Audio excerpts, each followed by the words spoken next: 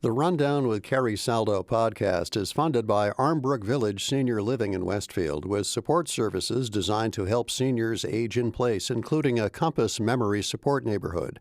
More at armbrookvillage.com.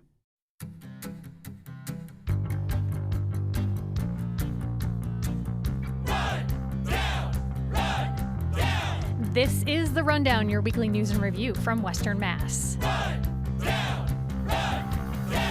I'm Carrie Saldo. Our panel of news nuts helping us all gain perspective on the need-to-know news of our region this week are Sarah Robertson, a freelance journalist for the Montague Reporter. On the phone, Greg Sukenik, news editor for the Berkshire Eagle, and NEPM's own news director, Sam Hudzig. Welcome all. Good morning. Thanks, good morning.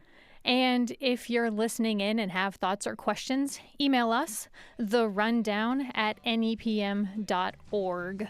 Our first story today is about public transportation. Little Violent Femmes bringing us in there. Lots of people in Massachusetts are waiting on, if not a bus, more money for buses, and more specifically, more money for regional transit authorities like Pioneer Valley, Berkshire, Franklin. And a new study says Massachusetts regional transit authorities need more reliable funding sources and an expansion to rural areas, of which we have many here in Western Massachusetts. Sam, the executive director of the Center for State Policy Analysis, Evan Horowitz, said this week that regional transit is important for mobility and economic opportunity around the state, and yet state funding for transportation in Western Mass continues to lag the eastern part of the state. I mean, maybe I put too much cynical sauce on my eggs this morning, but this news story sort of feels like no news at all for anybody who's been paying attention or maybe even living in Western Mass. Right. What stood out for you, Sam? Yeah, no, I mean, these are the sorts of things that we've reported through the years, and we know public transit in Western Mass pales in comparison to what's offered in larger urban areas in the state, and with huge effects on the economy, right, and on housing and jobs. And it's great, though, to have these kind of reports to just put a focus on it, especially as the legislature is considering some big-ticket transit items right now in budget negotiations. Yeah, and that includes year-round free fare service in the RTAs like the PVTA in Berkshire County and Franklin.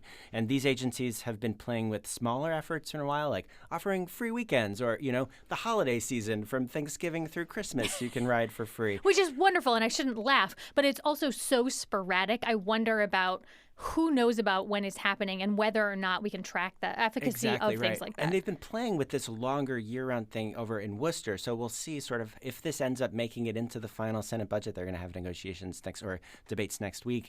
We'll see if that happens and if it ends up becoming law, but that could be a big step. And the study also pointed to a need to eliminate what they call transportation deserts, where we just have these huge gaps in coverage of bus. Obviously, we don't have a lot of train service out here, so we're talking primarily about buses and shuttles. There was some hope years ago that maybe rideshare would step in and fill parts of that gap. Now, some people hated that idea because they thought it would pull from regional transit, but it didn't happen anyway because the cell service isn't great. We don't have a ton of drivers. It's also very expensive to take that kind of ride. Sarah, you report on small communities. You live in a small community. What do you hear about how people are working within these transportation deserts, so-called? Well, they don't. They don't work with public transit in these deserts. They have cars, and cars take up a disproportionate amount of their income to maintain and use all the time. And it makes it so a lot of people can't live in certain places in rural places in Western Mass. Yeah, because then how are you accessing healthcare or getting to a job, or you're constantly relying on a friend or a neighbor or somebody to help you get a ride somewhere else? Or do people thumb anymore? Probably not. Yes, right? in Wendell they do. People thumb in Wendell. Yes. There we go. You heard it here on The Rundown. Greg, your recent reporting touched on this issue in two different ways. First, I want to discuss the shortage of bus drivers that we're seeing at the Berkshire Regional Transit Authority. What steps is the Berkshire RTA taking in an attempt to woo workers? Well, the BRTA has had driver shortages for a while. They're advertising for a few positions. They're they've upped the signing bonus for $1,000, offering to help people obtain their CDL train them while they're on the job. also offering some longevity bonuses. But that shortage of drivers has led the BRTA to announce a reduction in service. Two routes are being reduced, and a third is going to be expanded on the weekdays, but fewer during weekends. So it's having a real impact here. Yeah, absolutely. And another issue that you reported on this week, in fact, Greg, looked at was at a recent housing summit, but there were people there who made the connection between housing and transportation. What's going on there? Sure. So it was a housing summit with the secretary, Ed Augustus, who's out of Berkshire Community College, and I was in a breakout session, and I was kind of surprised to hear transportation come up repeatedly because the Berkshires, towns are more isolated, and not having access to transportation means that housing options aren't available. People can't get to jobs, can't get to medical appointments, and also causes sort of a sense of isolation for people who might be living. So it sort of lowers the options that communities have for building affordable housing. So that's the concern that was expressed there. Because if you can't get from place to place, well, first of there. all, if they build it, then they need to be able to go and come, I suppose, to borrow from. What was it? Field of Dreams? Is that the movie I just pulled from there? All right. Well, certainly this transportation issue, we will absolutely, I'm sure, be talking about it in weeks and months. Oh, Sarah, have you have another thought? Oh, I was just going to say, I've also heard some critiques that you can't use transit to ease the housing crisis elsewhere. Like, I know we're talking about buses, but like trains from Boston making it easier to get to Western Mass, I've heard it be justified as a reason or as a way to ease the housing crisis in Boston. And that just moves the problem out here. Right. So it's so inextricably linked, like Greg said. Yeah, and one of my side gigs as a real estate agent, and we've seen that pressure, especially in where Worcester housing has become so expensive. Now we're watching where housing prices and where starting to tick up because you can drive easily to Worcester, perhaps, to go and work and live. All right, well, we'll turn to another. Worcester to take the train to Boston. Yeah. We'll turn to another story now. For the third time in recent weeks, UMass Amherst is in the news because of tension between its chancellor, Javier Reyes, and pro-Palestinian protesters who want the university to end investments that support the war in Gaza. The license for NEPM's main radio signal is held by UMass Amherst, but this program operates independently. Just wanted to let folks know there. This week, arraignments began for some of the 130-plus protesters who were arrested on campus last week. Sam, one question that we didn't have an answer for last week was what prompted these arrests. Any clarity on that this week? Yeah, I mean, this was a big one. It was sort of like, what was the inciting incident? We asked UMass about this repeatedly and didn't get answers. And we got a little bit of clarity this week. I mean, the chancellor continues to emphasize that the land use policy was not being followed and that the students were given plenty of warning. He also talked about how this isn't just tents. It was also wooden pallets, protective walls, that kind of thing. As our Nancy Cohen reported, the UMass police chief did say there was an altercation before the arrest with a student reported being slapped on the back of the head during a disagreement with a demonstrator. But ultimately, many faculty just saw this as a hugely disproportionate response to the risk that came during this faculty senate meeting. And Reyes says the school can review its policies going forward on this, but there were no specifics. Yeah, and then the chancellor said that he did see videos of the arrests. He called some of the arrests, and he called some of them distressing, and then he's committing to finding, quote, a better path forward. Here's a bit of what else he said. If that means reviewing our policies, let's start there. If that means adding capacity for mediation in our responses, we will do so. And Reyes went on to add, quote, if we're going to make sure this doesn't happen again, we are all going to have to take responsibility in finding solutions. I thought that was an interesting way to respond to this. Sarah, I know that you were also at that UMass meeting. What do you make of Reyes' stance here? Yeah, I mean, I thought it was interesting the moment the decision was made to have police break up the encampment, because it was just hours or minutes before, or while he was meeting with the student demonstrators, negotiating the terms. He wanted them to take down the encampment. They were saying their terms. The police had started to gather, and it was simultaneous. And we saw a few weeks even prior to that the encampment was there.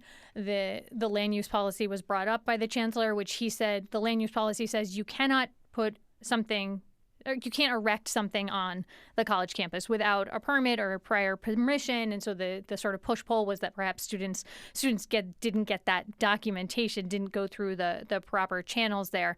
Laura Briggs, a professor who was at this meeting, said that some of those arrested were manhandled. And this has been a disagreement, too, where police have been saying, the vast majority of those arrested were handled appropriately, while there may have been some who were handled a bit roughly. And Briggs said this. Students who had been arrested reported harsh treatment, including being zip-tied tight enough to cause bleeding and shoulder injuries. And she went on to say that some students were denied access to bathrooms, Sarah, I think, which is also something that you heard when you were at that meeting, right? Yeah, apparently someone peed their pants. Oh, yeah. And the people were left with bruises, and one of the faculty members who spoke at the meeting, her daughter came home with bruises, and she's set to graduate tomorrow. The UMass History Department also released a statement that basically kind of called bull on Chancellor Reyes's claims that the police action was a last resort. The department says that all charges should be dropped immediately, but arraignments did start this week, Sam, and the charges that protesters face include trespassing, rioters failing to disperse, and resisting arrest.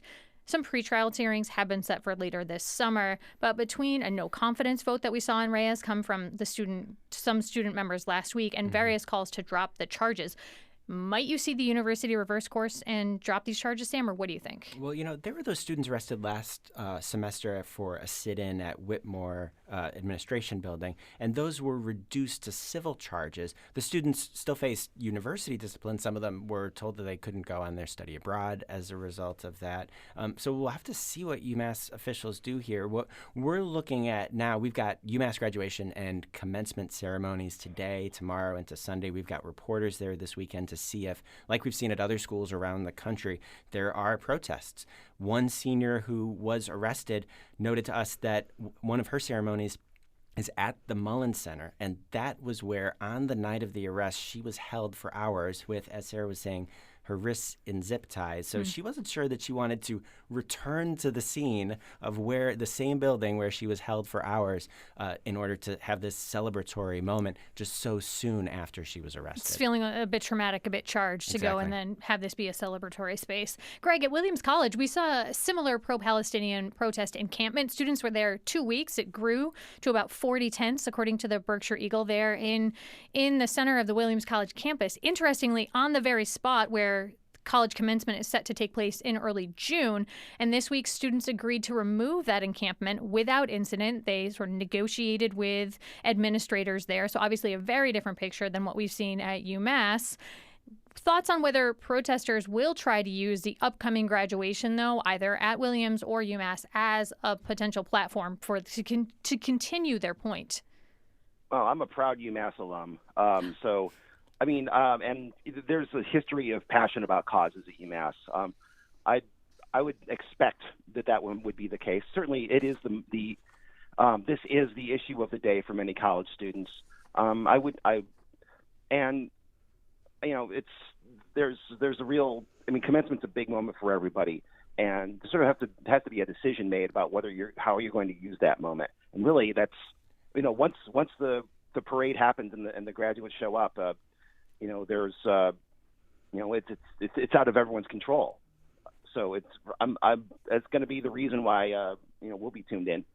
Sarah Robertson. Yeah, and it will be interesting to see what they do without a commencement speaker on the agenda. They don't have anyone. And Colson Whitehead was planned to be the commencement speaker, and he was disheartened by the arrests and said, "I'm not doing it." Yeah, and I've covered a UMass commencement before, and I saw the president of UMass booed there. So I wonder what's going to happen now that there's an even bigger reason to boo. Well, as Sam said, NEPM's reporters will be there, as will others, and we'll keep you updated here on The Rundown. Still to come on our program, our panel chats it up about some small towns stepping up and making rules for would-be large-scale green energy projects, and the latest development in litigation related to PCBs in the Berkshires. Leetown officials say it's time for a judge to step in. If you have thoughts or questions, email us at therundown@nepm.org. The Rundown, we'll be right back.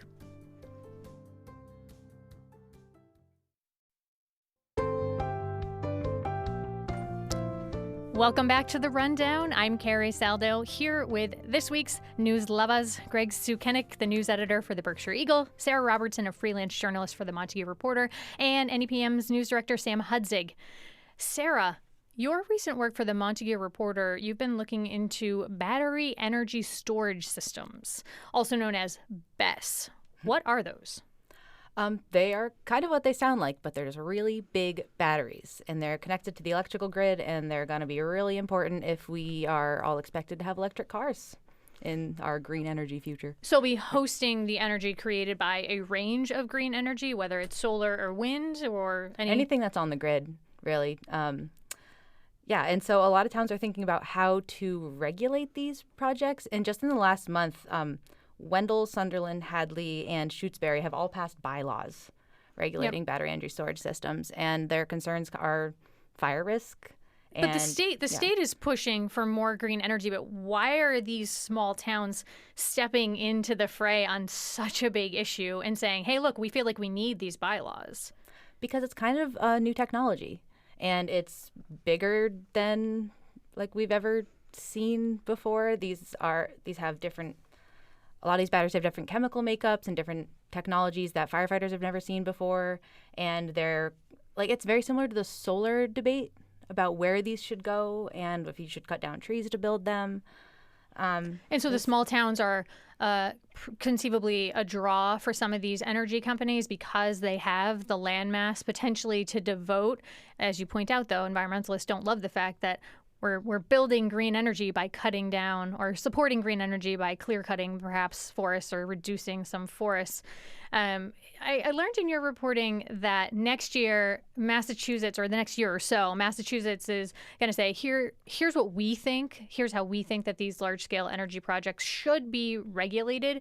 Do you think the state is going to adjust what it's doing and its planning around this, given what we're seeing in the bylaws in Wendell, Shutesbury, Sunderland? Well, it's going to have to be an evolving process.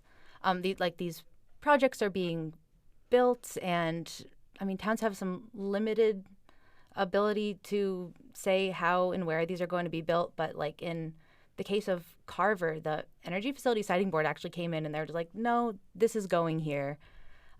It's something like bigger than a 100 megawatt battery storage facility, but like the state is coming in saying where they want them, and then they're going to come in and make the rules later, which I think is too late. Yeah, and some of the towns really are finding all of this very concerning. And among the people who are finding it concerning are fire officials, and you spoke with some, and I actually talked with my husband a little bit about this too, who's a firefighter, and he explained how just hot these fires are and how water isn't really effective in dousing them. All you can kind of do is contain and hope for the best. And obviously we don't have a lot of these energy storage systems up and running yet, but we're looking at this issue as a preventative measure. This process of thermal runaway is what the fire official you spoke with pointed out to you. What is thermal runaway, and why is it scary?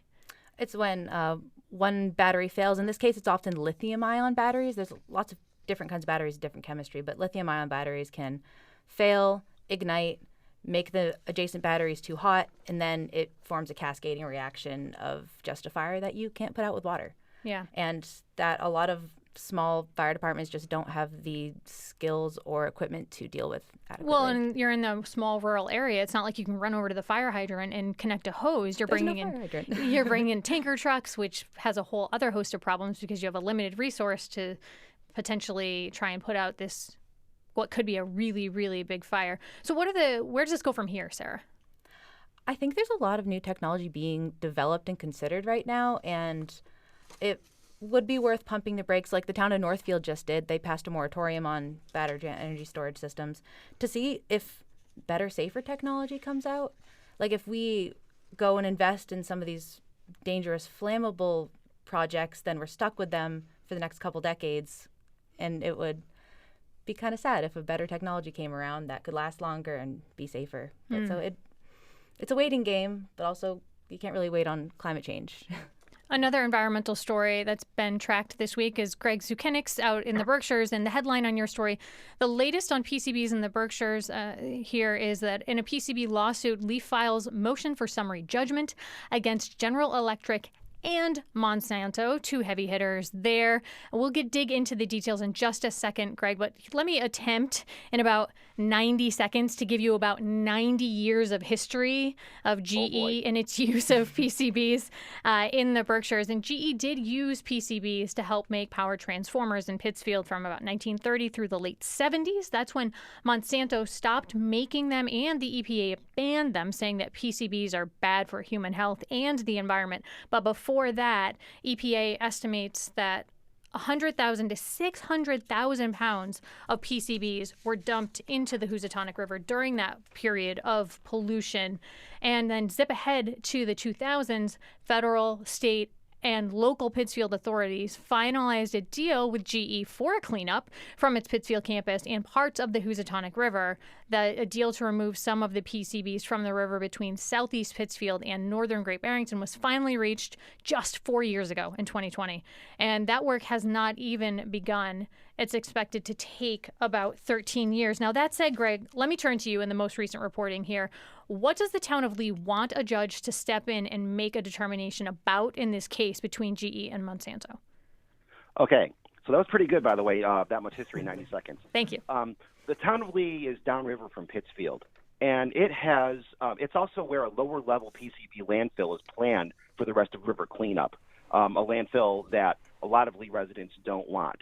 In fact, the select board members who approved that their Lee's part in that agreement were voted out of office as a result. So the town of Lee has sued Monsanto and GE, saying it's entitled to damages for the harm caused by PCBs. And they've uncovered a startling piece of evidence that in 1972, Monsanto required GE to indemnify them from future claims related to the harms caused by PCBs in order to continue buying the chemical. And GE agreed to those terms. And the town of Lee's lawyers say that's enough evidence, federal judge, to prove liability. So let's summary judgment and skip straight to determining damages because both sides knew the PCBs were harmful. Now, where does this head next? Any indication of whether the judge is going to grant this, or where does it go? Well, it's already headed from Berkshire Superior Court to federal court. General Electric moved to remand the case, or actually, no, not remand, to move the case. Remand would be going back. They moved to send the case to federal court saying, look, some of this work we did at the behest of the federal government. The federal government wanted PCBs in transformers and military equipment we made because they suppress fire and are a good insulator. So I expect that, whether a federal judge is going to take the step of saying, all right, we're going to skip the trial and go straight to damages, I don't know. Certainly, I expect that GE and Monsanto will offer contrary arguments. GE said that they use these things at the behest of the federal government, and Monsanto said, look, we sold this to GE, but we didn't put it in the river. So really, I think, we're still at the very beginning of this lawsuit, and as we've seen with PCBs, much like the Housatonic River, it meanders slowly. Yeah, absolutely. I mean, I can remember when the consent decree came out and covering that process and just the amount of time it took from that initial agreement for cleanup to then start. Cleanup is still ongoing. I don't even like using the word cleanup because to me it makes people think that all of these PCBs are being removed from the river. And it is a very limited amount when you look at the grand scheme of how many millions of pounds of PCBs are suspected to have been polluted into that Housatonic River. Well, we are about that. The activists say that the number you cited is that it's actually way more than what EPA is telling you. Yeah. Well, we are put their side of the story out there. We're just about out of time here today on The Rundown. Thank you so much for tuning in. Greg Sukenik, thanks for your time. Sarah Robertson and Sam Hudzig. You're listening to The Rundown on NEPM.